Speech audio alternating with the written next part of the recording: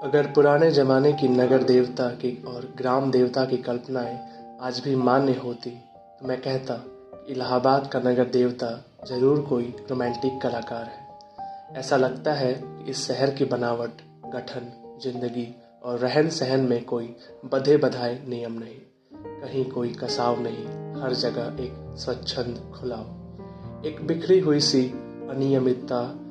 बनारस की गलियों से भी पतली गलियां और लखनऊ की सड़कों से चौड़ी सड़कें, यॉर्कशायर और ब्राइटन के उपनगरों का मुकाबला करने वाले सिविल लाइंस और दलदलों की गंदगी को मात करने वाले मोहल्ले।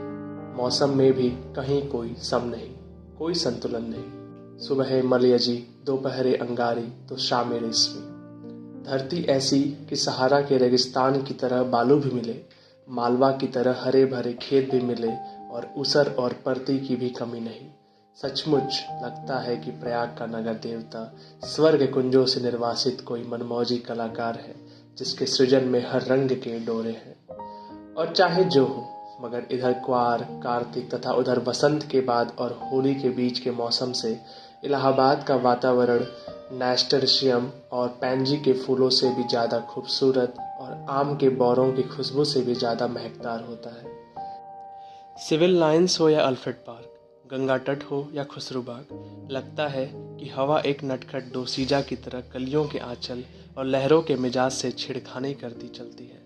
और अगर आप सर्दी से बहुत नहीं डरते तो आप ज़रा एक ओवरकोट डालकर सुबह सुबह घूमने निकल जाएं, तो इन खुली हुई जगहों की फिजा इठलाकर आपको अपने जादू में बांध लेगी। खास तौर से पौ फटने के पहले तो आपको एक बिल्कुल नई अनुभूति होगी।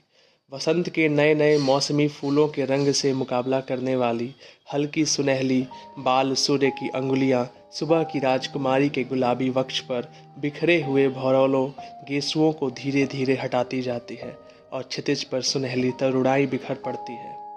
एक ऐसी ही खुशनुमा सुबह थी, और जिसकी कहानी मैं कहने जा रहा हूँ वह सुबह से भी ज़्यादा मासूम युवक प्रभाती गाकर फूलों को जगाने वाले देवदूत की तरह अल्फ्रेड पार्क के लॉन पर फूलों की सरजमी के किनारे किनारे घूम रहा था। कत्थई स्वीट पी के रंग का पश्मीने का लंबा कोट, जिसका एक कॉलर उठा हुआ था और दूसरे कॉलर में सरों की एक पत्ती बटन होल में लगी हुई थी। सफ़ेद मक्खन जीन की पतली पैंट और पैरों में सफ़ेद जरी की पेशावरी सैंडलें, भरा हुआ गोरा चेहरा और ऊंचे चमकते हुए माथे पर झूलती हुई एक रूखी भूरी लट।